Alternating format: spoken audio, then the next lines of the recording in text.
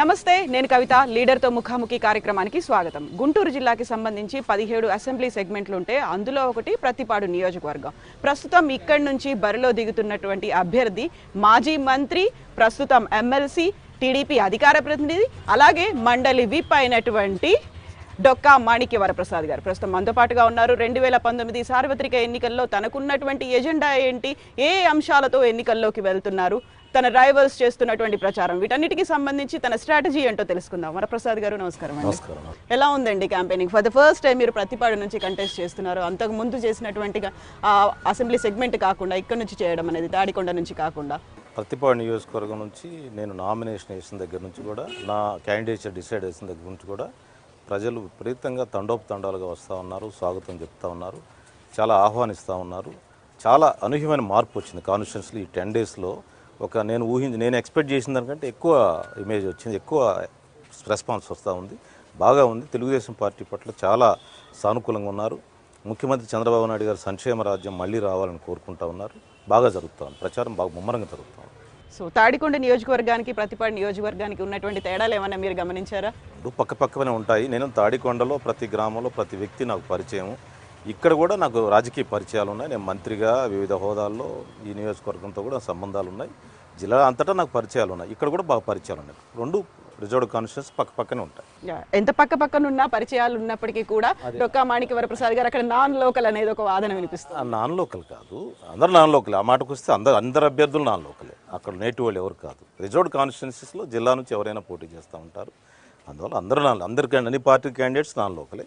But నేను తాడికొండలో ఉండటం వల్ల నాకు అక్కడ పరిచయాలు ఉన్నాయి, నా స్నేహితులు ఉన్నారు, నాకు సంబంధించిన రాజకీయ పరిచయాలు ఉన్నాయి, చాలా విస్తృతమైన పరిచయాలు ఉన్నాయి. నేను మంత్రిగా అనేక మందికి సేవ చేస్తున్నాను, అనేక మందికి సాయం చేస్తున్నాను. వాళ్ళందరూ కూడా నాకు ఇప్పుడు రెస్పాండ్ అవుతున్నారు. నా క్యాంపెయిన్ చూస్తే మీకు అర్థం అవుతుంది ఏ విధంగా how the people are responding. చాలా మంచి రెస్పాన్స్, అనూహ్యమైన రెస్పాన్స్. మీతో పాటుగా ప్రతిపాడుకు సంబంధించి ఇంకొక అభ్యర్థి జనసేన నుంచి పోటీ చేస్తున్న అతను, టీడీపీలో మంత్రివర్గంలో మీతో పాటుగా పనిచేసినటువంటి ఒక పర్సన్ ఇప్పుడు అక్కడి నుంచి పోటీ చేస్తున్నారు. తనతో ఉన్నటువంటి కాంపిటీషన్ కావచ్చు, ప్రచారం కావచ్చు, ఎలా ఉందని చూస్తున్నారు? వాళ్ళ పార్టీ వాళ్ళకి ప్రచారం చేసుకుంటున్నారు. ఎవరి పార్టీ వాళ్ళకి ప్రచారం ఉంటుంది.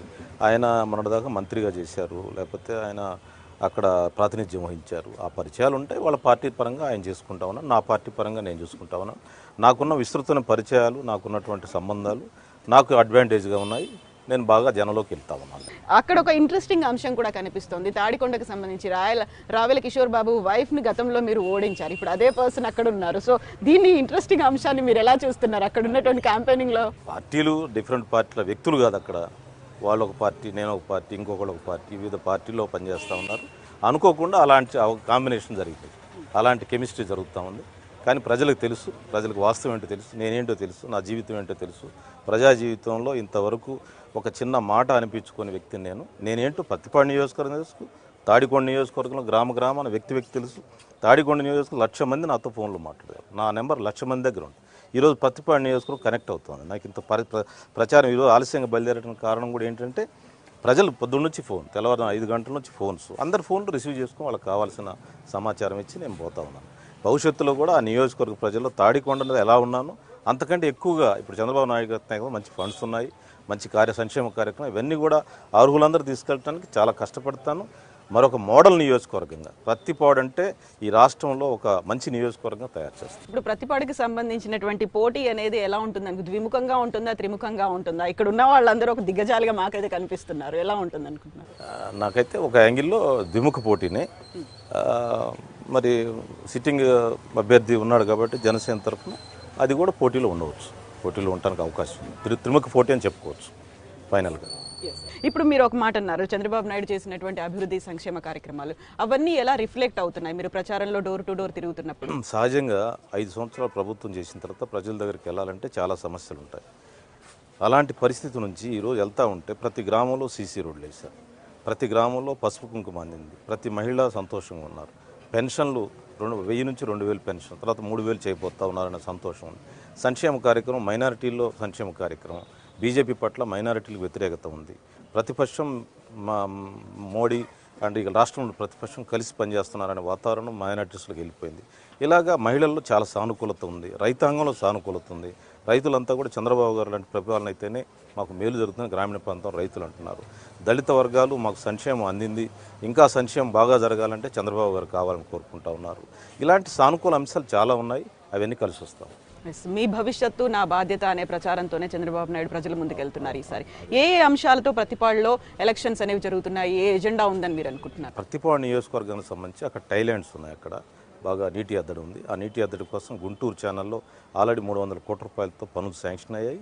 అది టెండర్స్ కూడా అయిపోయి వర్క్ స్టార్ట్ చేయటమే మెగా ఇంజనీరింగ్ కన్స్ట్రక్షన్ కంపెనీకి వచ్చింది. వాళ్ళతో పనులు ప్రారంభించి సంవత్సరం లోపు ఆ పనులు పూర్తి చేసి ప్రతి ఎకరాకి నీళ్లు ఇవ్వడం. గతంలో తాడికొండ నియోజకవర్గం ఉన్నప్పుడు నేను 4 లిఫ్ట్ ఇరిగేషన్లు పూర్తి చేసి 40,000 ఎకరాలను సాగులో తీసాం కొత్తగా.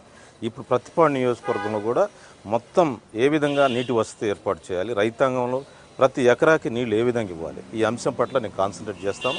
నా ఎజెండా మొదట రైతాంగానికి నీళ్ళు ఎట్లా ఇవ్వాలి, రైతాంగానికి నీళ్ళు అందితే పంటలు పండుతాయి, ఆ పంటల ద్వారా రైతుకి సంతోషంగా ఉంటాడు, రైతు కూలికి కూడా కూలి దొరుకుతుంది, ఇద్దరు ఉపయోగం దొరుకుతుంది. అదేవిధంగా పేదవాళ్ళకి గృహం కానీ హాస్పిటల్ ఫెసిలిటీస్ కానీ, అందరికి ఇళ్ళు లేని అందరికీ ఇళ్ళు కట్టించే కార్యక్రమం, పెన్షన్లు అందరూ పెన్షన్ ఇచ్చే కార్యక్రమం, ఈ సంక్షేమ కార్యక్రమం ఎవరికైతే అందలేదో చివరి లాస్ట్ పర్సన్ వరకు నేనే వెళ్ళి అందే విధంగా చేస్తా ఉన్నాను. ఇంకొక ప్రత్యేక కార్యక్రమం తీసుకోబోతాను ప్రతిపాడు నియోజకవర్గం. ప్రతిపాడు నియోజకవర్గంలో స్వర్ణ భారత్ నగర్ ఈ ఏరియా అంతా కూడా గుంటూరు రూరల్ మండలం అంతా కూడా చాలా పాపులేటెడ్ ఏరియా అనమాట. అక్కడంతా కూడా పేద వర్గాలు ఎక్కువగా ఉన్నారు, వివిధ గ్రామాల నుంచి వచ్చి సెటిల్ అయిన వాళ్ళు ఉన్నారు. అందుకనే ఇక్కడ గుంటూరులో వాళ్ళకి రాజకీయంగా ఫెసిలిటీస్ లేవు వాళ్ళకి. అందుకని నేనే నా ఆఫీస్ని కుటుంబాన్ని అక్కడే మార్చబోతా ఉన్నాను. స్వర్ణ భారత్ నగర్లో నేనుంటాను, నివాసం ఉంటాను. నేను నా ఆఫీస్ పెడతాను, అక్కడ పెట్టి నిత్యం రోజు 9 గంటలకు ఆఫీస్లో కూర్చొని సాయంత్రం వరకు అధికారులతో మాట్లాడి అక్కడ సమస్యలు పరిష్కారం చేయడానికి కొత్తగా వినూత్నంగా కాన్స్టిట్యున్సీలోనే స్వర్ణ భారత్ నగర్లో నేను ఉండబోతా ఉన్నాను.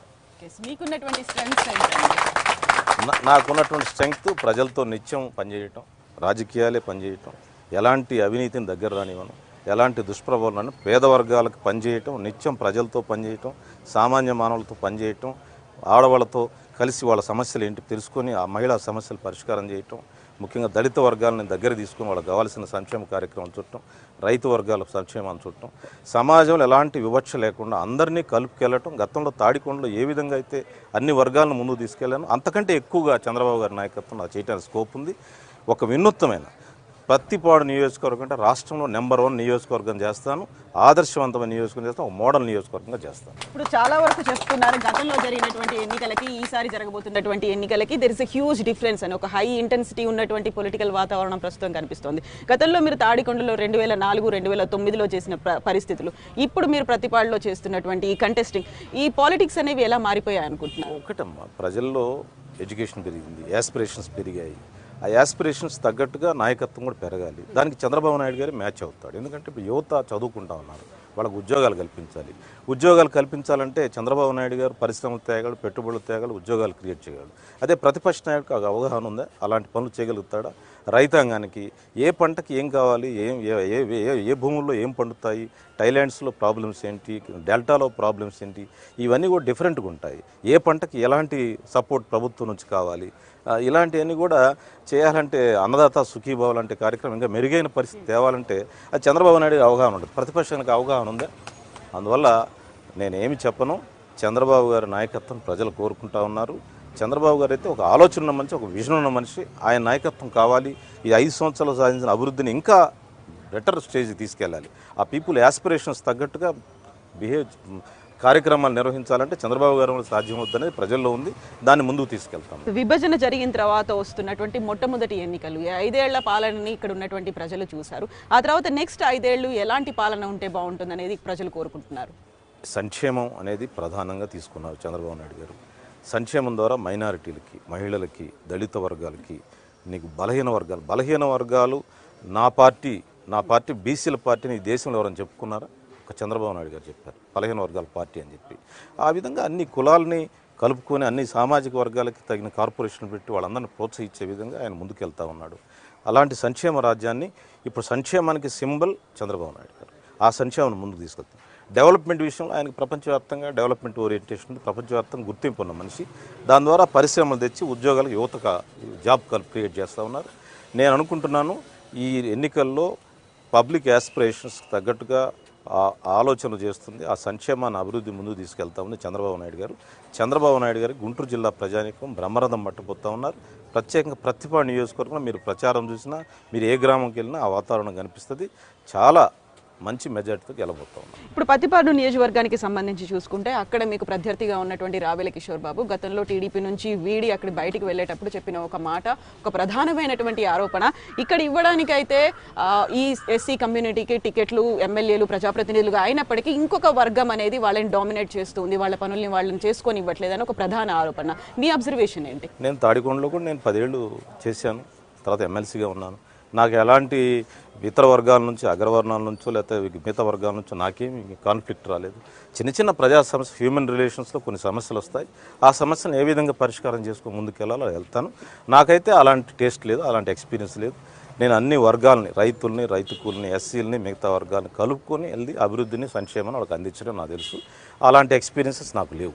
మనం ఎంత వద్దనుకున్నప్పటికీ పర్టికులర్గా మనం మాట్లాడుకోవాల్సింది ఓట్ బ్యాంక్ గురించి, లేకపోతే అక్కడ ఉన్నటువంటి సామాజిక వర్గాల గురించి. ప్రతిపాడు నియోజకవర్గానికి సంబంధించి కమ్మ కమ్యూనిటీ తర్వాత అంత ఎక్కువగా ఉంది మాదిగ కమ్యూనిటీ. సో మీరిద్దరు రావెల కిషోర్ బాబు అండ్ మీరు సేమ్ కమ్యూనిటీకి చెందినందున అక్కడ ఓట్ బ్యాంక్ చీలుతుంది అనేది ఒక వాదన వినిపిస్తుంది. మీరు ఎలా you are looking into this? నేను ఇలాంటి సమస్యలు ఉంటాయి, ఉన్నా ప్రజలకు వాస్తవం ఏంటో ప్రజలు తెలుసు. ఏ ప్రజాప్రతినిధి అయితే మా ప్రయోజనాలకి అనుకూలంగా ఉంటుంది, మాకు మేలు చేస్తాడు, ముఖ్యంగా దళిత వర్గాలకి ఏమి లేదు, మాలా, మాదిగా ఇలాంటి సామాజిక వర్గాలకి ఎవరు బాగా పనిచేస్తారు అనేది నాది తెరిచిన పుస్తకం. నాకు నేను ఏం చేస్తానో అందరికీ తెలుసు. నేను ఏదో స్వర్ణభారతి నగర్లో నా ఆఫీస్ పెడతాను అంటున్నంటే దానికి కాదు, ధైర్యం చేసి వెళ్తా ఉన్నాను. ధైర్యం చేసి అక్కడ మరి అదంతా స్లమ్ ఏరియాలో ఉండటానికి నేను నివాసం ఉండటానికి సిద్ధపడతాను. అంటే నేను ప్రజలతో పనిచేయాలనుకున్నాను. అందువల్ల ఇవన్నీ అధిగమిస్తాం. ఇవన్నీ కూడా ఎలాంటి ఇది ఉండదు. అందరికీ వాస్తవాలు ఏంటో అర్థమవుతుంది. ఏ ప్రజాప్రతినిధి అయితే ఈ దళిత వర్గాలకి, మాలా, మాదిగ వర్గాలకి ప్రయోజనాలు చేకూరుతుంది, ఎవరి వలన మాకు మేలు జరుగుతుంది, ఎవరు పనిచేస్తారనేది వాళ్ళకి తెలిసిన విషయం. అందువల్ల నేను అది కేసు ఎస్టాబ్లిష్ చేసుకుంటాను. గతంలో మీతో కలిసి పనిచేసినటువంటి మందకృష్ణ మాదిగ కూడా ఇప్పుడు టీడీపీకి యాంటీగా క్యాంపెయిన్ చేస్తున్నటువంటి పరిస్థితి, 2-3 రోజులుగా ప్రెస్ మీట్లు పెట్టి మరి వ్యతిరేక ఓటు కోసం మాట్లాడుతున్నటువంటి పరిస్థితి, దాన్ని ఎలా చూస్తున్నారు? ఆయన విజ్ఞతకే వదిలేస్తానండి నేను. ఆయనతో నాకు కూడా పరిచయాలు ఉన్నాయి. నాకు కూడా నా విషయంలో ఎందుకు అలా చేస్తూ ఉన్నాడో, ఏ పరిస్థితుల్లో ఏ ప్రభావం వల్ల అలా చేస్తున్నాడో నాకు తెలియదు. నేను ఆయన విజ్ఞతకే వదిలేస్తాను. దానివల్ల ఏం ప్రయోజనం సాధించబోతా ఉన్నాడు, ఎందుకు ఏ ప్రయోజనం ఆశించి ఆయన అలా చేస్తూ ఉన్నాడో నాకు తెలియదు. నేను ఆయన విజ్ఞతకే వదిలేస్తూ ఉన్నాను. ఆయన తెలంగాణ రాష్ట్రంలో ఇక్కడ ఎన్నికలు జరుగుతుంది రాష్ట్రం, ఎందుకు తెలంగాణ రాష్ట్రంలో ప్రచారానికి వెళ్ళట్లేదు, ఇక్కడే ఎందుకు ప్రచారం? ఇక్కడ కూడా మరి అదే విధంగా ఇదే సామాజిక వర్గం, మాదిగ సామాజిక వర్గం మరి తాడికొండలో పనిచేస్తూ ఉంది కదా, లేకపోతే జిల్లాలో ఇతర రాష్ట్రాల్లో కూడా, ఇతర జిల్లాల్లో కూడా పోటీ చేస్తున్నారు కదా. అక్కడికి వెళ్ళి మరి వాళ్ళకి ఏమని చెప్పొచ్చు కదా ఈ మాదిగ సామాజిక వర్గానికి. నిజంగా మాదిగ సామాజిక ప్రయోజనం ఆశించే వ్యక్తి అయితే ఆయన మా కాన్స్టిట్యూన్సీలో ఇద్దరు ఉన్నాం కాబట్టి ఒకరికి సపోర్ట్ చేస్తున్నాను. మరి అదేవిధంగా తాడికొండ నియోజకవర్గం ఉంది, అక్కడ పోటీ చేస్తున్నారు. కృష్ణా జిల్లాలో పోటీ చేస్తున్నారు, ప్రకాశం జిల్లాలో చేస్తారు, రాష్ట్రంలో వివిధ ప్రాంతాల్లో పోటీ చేస్తారు. అక్కడికి వెళ్ళి మాదిగ సామాజిక వర్గం ప్రయోజనాల కోసం ఎందుకు మాట్లాడలేదు, ఇక్కడే ఎందుకు మాట్లాడుతున్నాడు? దాంట్లో ఉన్న ప్రయోజనాలు ఏంటి, దాంట్లో ఉన్న విషయాలు ఏంటి, అవి ప్రజలందరూ అర్థం చేసుకుంటారు. నేనేం చెప్పను, ఆయన విజ్ఞతకే వదిలేస్తాను. ఇప్పుడు ప్రతిపాడు నియోజకవర్గంతో పాటుగా మీరు గుంటూరు ఎంపీ పరిధిలోకి వస్తారు, అక్కడ ఎలా ఉంది పరిస్థితి, అలాగే ఓవరాల్గా ఏపీలో పరిస్థితి ఎలా ఉంది, ఎన్ని స్థానాలు గెలుచుకుంటారని మీరు అనుకుంటున్నారు? గుంటూరు ఎంపీ గారి మీద బాగా ఫోకస్ ఉందమ్మా. ఆయన బాగా మాట్లాడతాడు, పార్లమెంట్లో ఎలాంటి వాణి వినిపిస్తారనేది ఆయన అందరికీ అర్థమైపోయింది. ఎక్కడికి వెళ్ళినా గల్లా జయదేవ్ గారు వాయిస్ ఉండాలి మనకి, మిస్టర్ ప్రైమ్ మినిస్టర్ అని ప్రశ్నించిన వ్యక్తి ఆయన అనేది బాగా వెళ్ళిపోయింది అది. అందువల్ల ఆయనకు బాగా సానుకూలత ఉంది. 7 అసెంబ్లీ స్థానాలు ఉన్నాయి మా దగ్గర. 7 అసెంబ్లీ స్థానాలు కొత్తగా 1-2 అభ్యర్థులు వచ్చారు, వాళ్ళు కూడా ఇంప్రూవ్ అవుతూ ఉన్నారు.